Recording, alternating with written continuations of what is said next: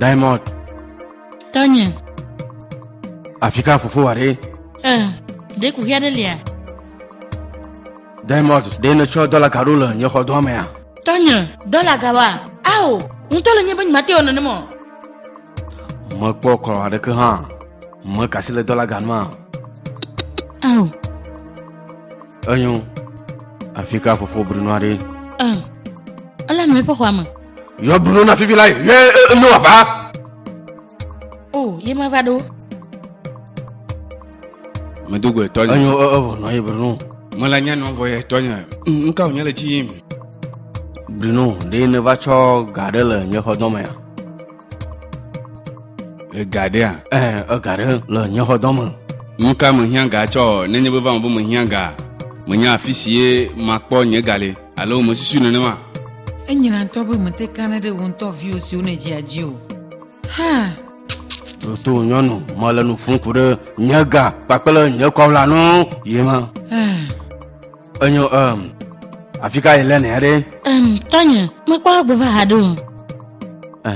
Gaka Tanya. Me kwa bo la nwa mi ambia polo hapo. Amere mo nya ba yi o. Ela tinye yelo. De mi bio apolo kwa. Nuka tena la polo yon. Nuka ya polo enya kude dollar ganu. Nuka wa papele. Tony ni mamblo obia bia o movito ho bia virelo amakele disi ampo nya msi yona we dollar ga hwasiere ntonyi. Apollo! Ma.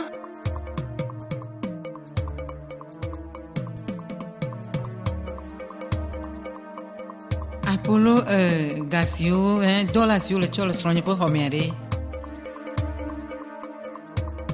Dollar. Dollar. Ma. Nyumanya nyasi onye glonelo. Nuka te manyo. Nyumaka sile mo. Nuka la padama. Nuka pa la padana na la padama. Nyumanya fiafio. Nyumanda la pa. Ai, alaka la te du nya na ma. Alaka la te mame. Diamond. Jujo si on le ma. Jujo. Apollo. De la te de o kwa mafima ve choga vanemia. Il cheva. Ne le poma. Mo glono beda fia fienyi de visia. Mo po kare nya saji haro de nyi to ma kwa ponku.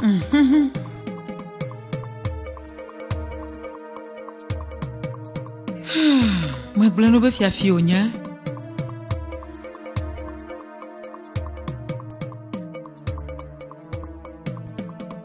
Kpagbonya. Mbena oneno nya mukpom. De me di fefo la na wa. Nenye me troi wo kwa mfila e ve choto ni ve ga choba official minute ka de moa. Mo de ko ma hatuna o. Ga ke ma de wa de kula posiama. Zireka. Gasi jimila alagbo. Le jomuvia. Alaka la te glona na mado. Afrika ole ne. Nuka unyona le. Hey. Nuka. Tanya. Charura mako. Charura. Mfo flow. Mfo flow yin sene wo. Merde. Va. Que fiafie na nya. Na finyeka. Na tuti finyeka. Chokwa wa kwerenu. Alaka na teji jwasi wa kwa tona dokiwa lero. Alako.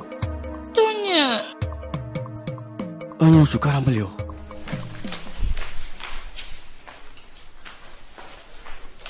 Nothing is hidden. Ewe, alaka la te mame.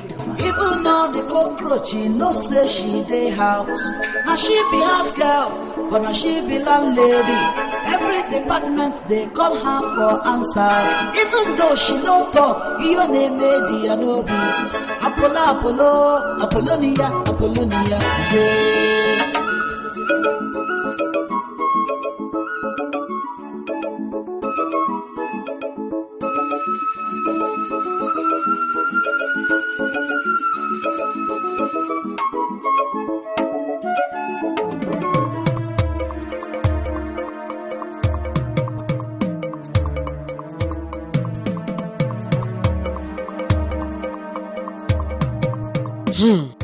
Nka onya. Le susu be je nyalo. Mwima. Kwa juro mo jina mabayi. Hey. Bonire. Ne mo nyo wasi ga kam nyeka. Ma photo mo no la po. To wa po gomere. Nka onyele jin la fisia. Nunya. Hano fudisi agloba. Umuna kwa kula nyu viwo. De uglo nene ma. Ah, ma.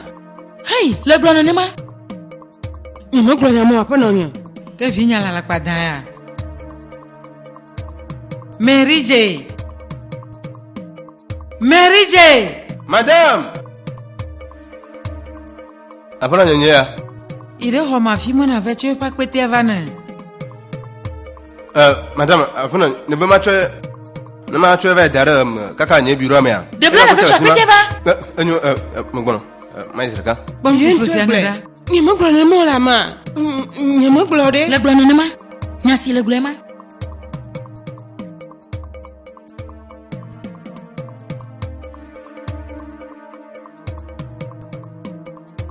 Azon, cho akwetea nena dogola po mo na.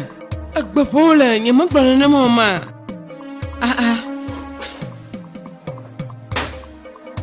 Joy. Matin yen benejo.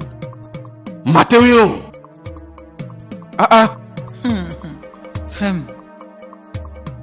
Apollo. Amaga. Dewa jurbe na odona ma.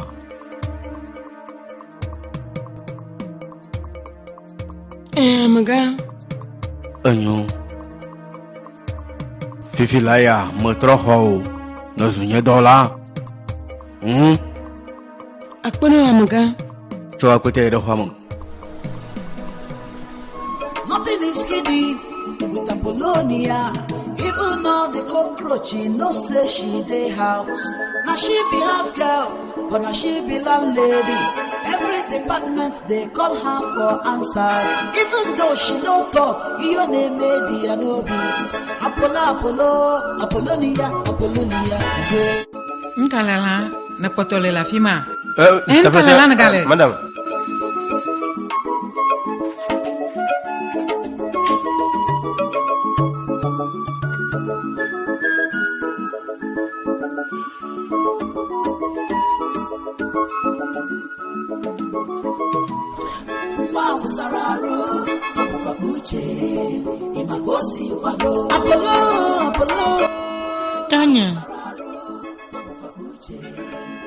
Tonya.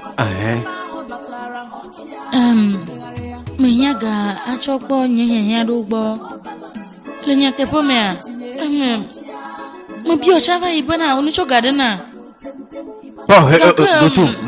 Doto Diamond. Namune ta flacha dogo na va fisawa. Kontro do kokaba. Nanyimba nyimucho ogawade. Amaka boga ma becho. Diamond mabana. Unuchu no pan fifi lai. Necho. Busi. Dokaba. Nuvo fa sapo ko bere.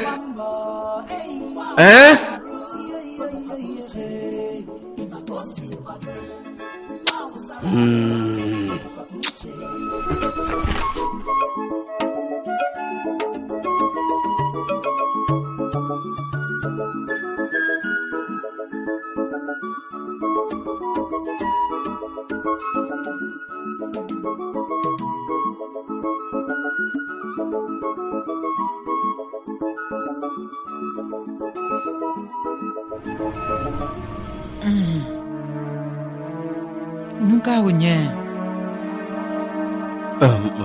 Da kuwa majibe mali asila no vire. Tafla che maga kasile nyo.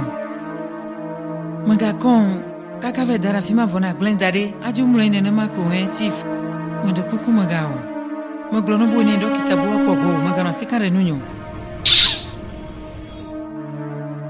Gaka nyasi dokita gansi na le nodo aglona ma maglona we ebe ma yeji ma no dokuye tempo be bereka lava fon. Monyela chono dumpo. Dokita maglono boni cho sono chono dumpo re. Tafla che jina de na chono dumpo. Allo ve le poupée sexuelle.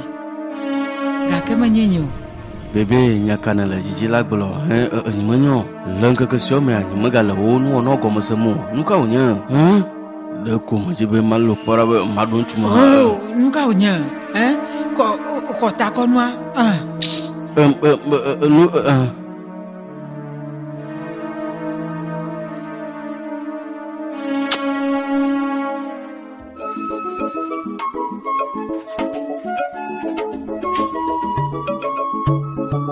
dɔkita ụzọ chief mmeyɔva fisia ale be nyasianyasi gblɔ ge mele nɔ fifi la ya natsɔe abe nyavawla kekeake ene eye nale ŋkuɖenu le miaƒe dɔa ƒe sewo nu. ŋutɔ le nye be ye kan ɖe tinye xoxoe nya si wònye kɔ agblɔma se enyo ŋutɔ nu ka nye koxea koxea nye bena wotri ɖeka ame wuiadre nye sia nye megatsona le ŋutsu mo esi mɔ mɔzɔzɔ yi ɖe London ƒe dua mea medo go dɔkita ɖe si gblɔ nam be mele nyui ɖe. mekpɔe nenye nenema ele be nava míagbɔ le kɔa dzi ale be míate ŋu dodokpɔ aɖewo siwo la kpe ɖe mía nu míanya nu si tutu ne de megbe na koxea.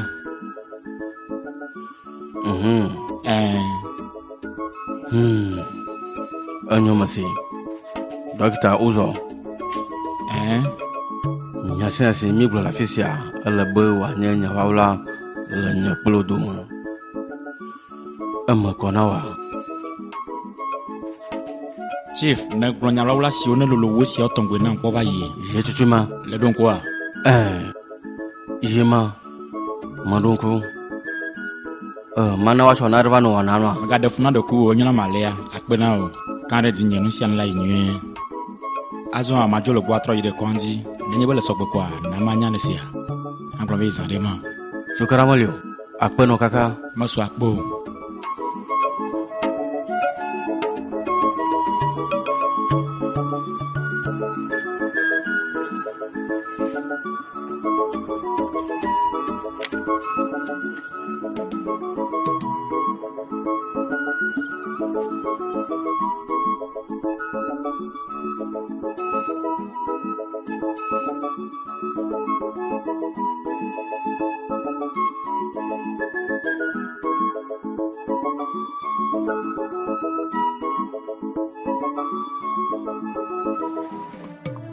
Amaga, ta flache ha. akpe na o nye medzila nɔ zi o. Amaga, total juama, plein gota, kple gba kple etso nyamablo. Oh, na mo nyui ɖe. Nu tɔxɔe ke le nu sia nu.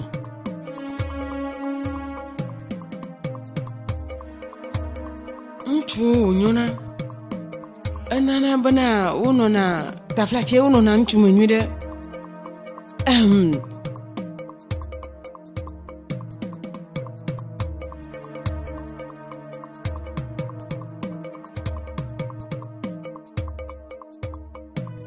alo ɖe ne se nya si nye kple dɔkita ụzọ mi gblɔa. awo amega awo ɖe ko va susu me ne be mawɔe va na o. Tote sui nyui ɖe amega.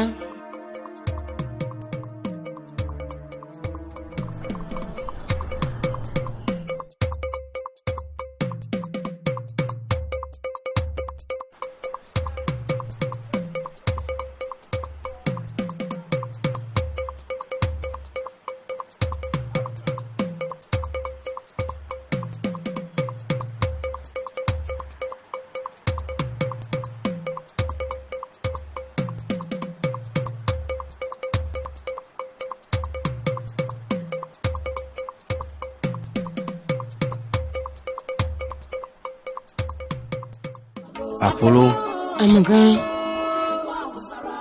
manje be na gblɔ nya si ye ne sia na.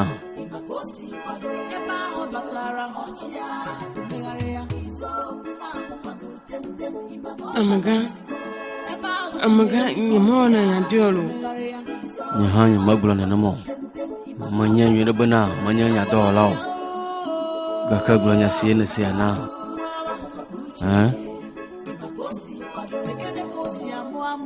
Mano dzodoƒea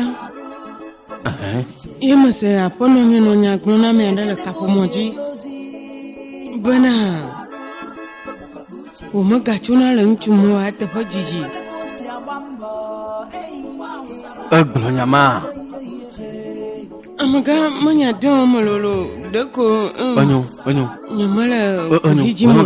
Magavon. Sukaramole o. Maro puhimu. Ovajoi. But she no say she dey house. Now she be house girl, but now she be landlady. Every department they call her for answers. Even though she no talk, your name may be Anobi. Apollo. Afika ene cho. Pema kwe nyima sereko. Kale no tele nyankuma afisa la kpadane ma. Mama. Kwara we do ton. Maka plan de sere si onyo wonele la fosi amu. Ma jeji na o. Na chono kaba na ndenda fa na ve club ma fodiso ne la fima. Buzi vai. Na chono kaba. Eye mi fufulu ka onyo wonele ple. Nyame gono via. En ke no wonele.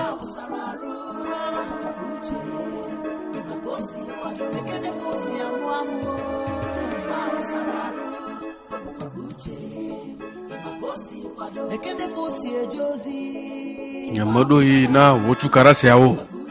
Kenyenye tukara ola. Nyele tukara oma. Montroso tukara ola zwa.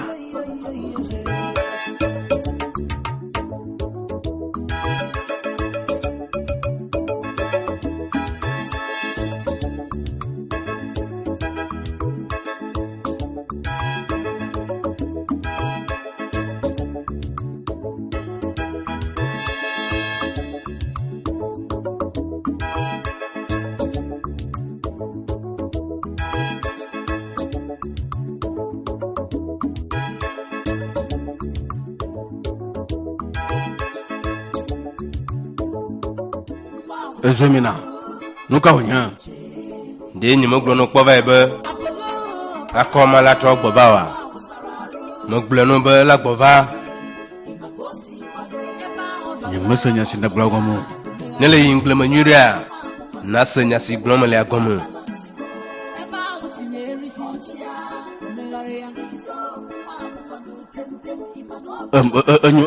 Bomo tutala fumi ya. Akoma tro gboba bo. E da pena togbo. Bana e tro gboba.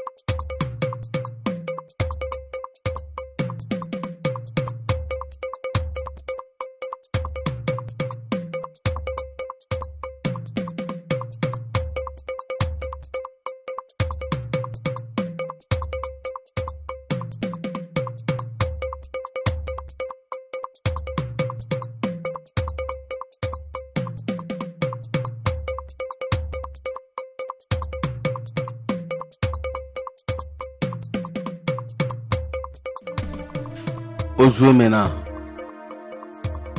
Mado kuki gande si le fudene ma le gbagba. Fifo dere. Si on ton susbe nu balko nya.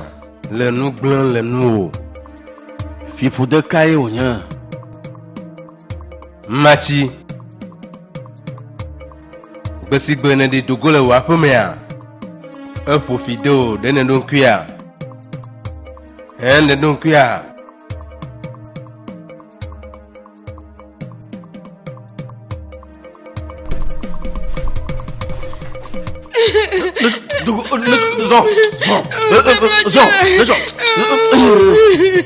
Chikona bena maide nyakbiaji bonyon vimajila abawena abatokula pomana. Le yomba vimajila. No si le yema abatoko. Ala si le doji yomba nyon vimajila lo konwa. Wala chiko wak bankakakata. Vidi madegbele wapo masana okugbo. Makana jinao. Onya fufulmo chikona ava dokola pomana. Lecho doko so. Ila makono. Afimaye Wo vi maji peu kuhia je gomalema. Machi fufidon nyatepe gake mo do. Nyamachi fi machi o. Asi mala nu fono fi la ya. Modo vi am tonwire. O ndo hananya.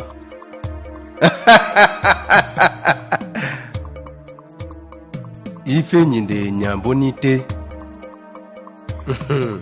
Ine ihe nyambonite. Nutu pe via. Ye toko ye onye. Gake enye na to. Nenye bele nyatepe mea. Ye to ye onye. Gake ne fia vila jahan. Fia toko ye onye na. Nyakana la jijila glo. Menye nyagbal koye onye meglo. Nyam feviade nto enyema meglo na o.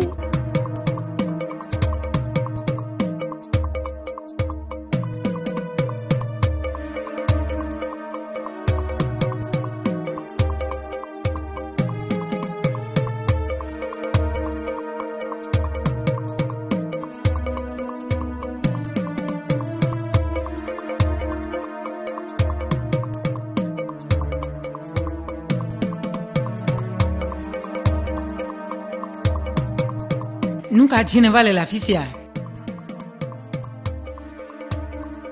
Mele mon papa si atogbo jinho hubo ma dogo kple o.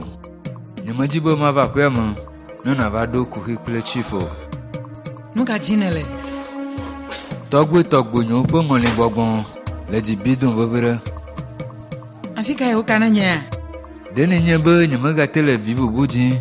Chuka ka si memo bu de ka ku vinyon la sidame. Azon ka tenele nya si oglone. Nyenu von kple hlia peso. Wore ka be yu achu no plan. Nye chosi vaya le fudena. Mo chaka le dukunyu makakan. Alakana tino nfuma beda bato enedo. Nyasi ne lema. Togbo nye ngbo le ngoji duna mbo yu ana majaraba. Ni bo nyuma klo vinyo gbobawa. Kande jinya le johon vinto. Hein? Vinyo la fima le jijoma. Ble watu anesia. Doto nyima ga kola gogo nya fa fiare ko. Nyoa. Ma wo kple nya lo. Emene konu. Menye avagbalwe nyesio. Togbo nye ngbo han lema. Awo nto ha ble togbu yo kata mi de joma vomo. Me jibe matra ho vinyo. Me be me tole vinyo ji. Tafla check plo vinyo bana. Me le vinyo ji, me be plo vinyo bana. Plo vinyo bana. Me jibe ma ho vinyo.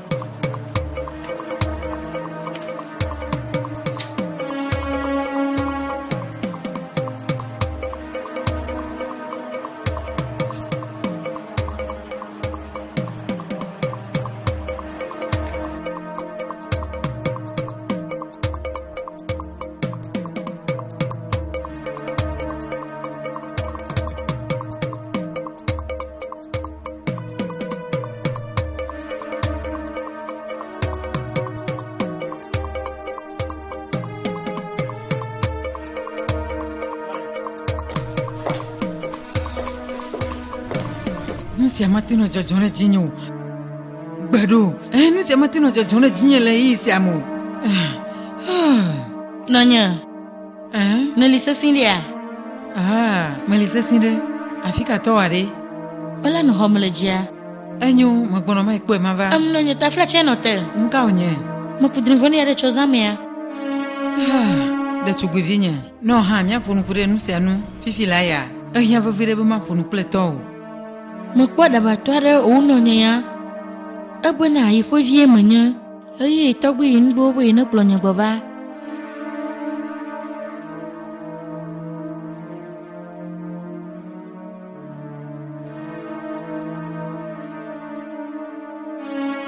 Nka tenele no fuma be ada bato ene. Nyasi ne lema. Togbo nyi ngbo le ngoji duna mbo yiwa na majaraba. Ni bo nyi mo klo vinyo gbo bawa. Kande jinya le johon vinto. Hein? Vinyo la fima le jijoma. Ble wa to anesia. Do to nyi maga kola gogo nya afa fiare ko. Nyoa.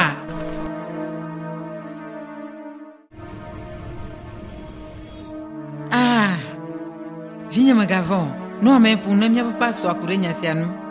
Kande jinya no sianu la enwe. Me pu no pleto mava.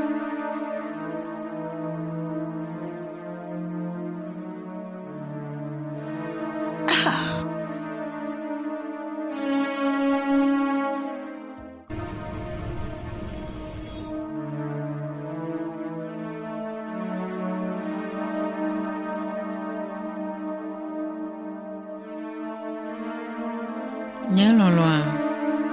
Nuka onya. Nande le fudena, eye me le jijin la bia o. Wo bia bia no ta kan gbo mala ma po nya ma jurun.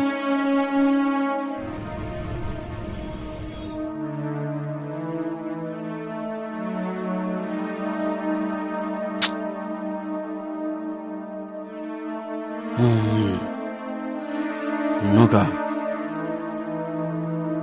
Nyaloloa. Awa na bene le nade ulando la pesi ama male jijin la gule na mu. Nka onye wula le do. Mala nada ulama. Nya kana je lagulo. Nyaloloa. Nka te male won bla bla gbale apo nyare ke glon.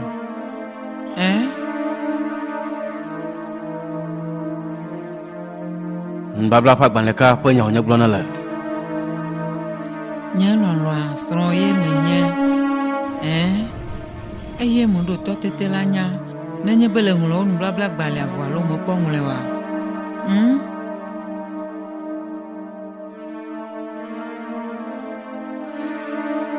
Doto yono. Nanye benu fo flore le susmo non la jijin la wa. Ma non fifi la bena trojo de o homo. Na ve boy nu pa nyure. Ta flache.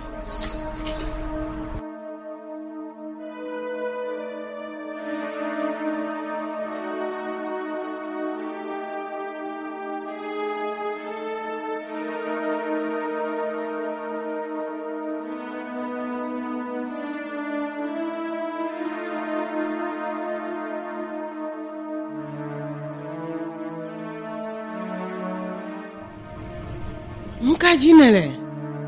Enyu ntobo ne trogbova. Azo elebe na o dodasia.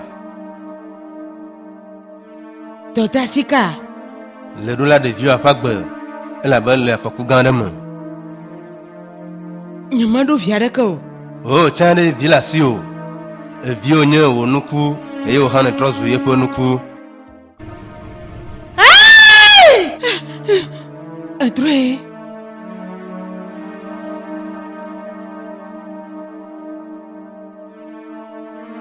Dre kan kuma nyisia.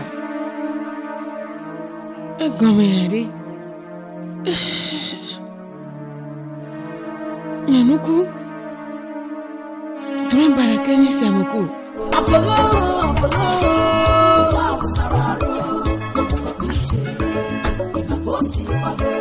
Eto Google nto e. View onye wonuku. Ayo hala trust we ponuku.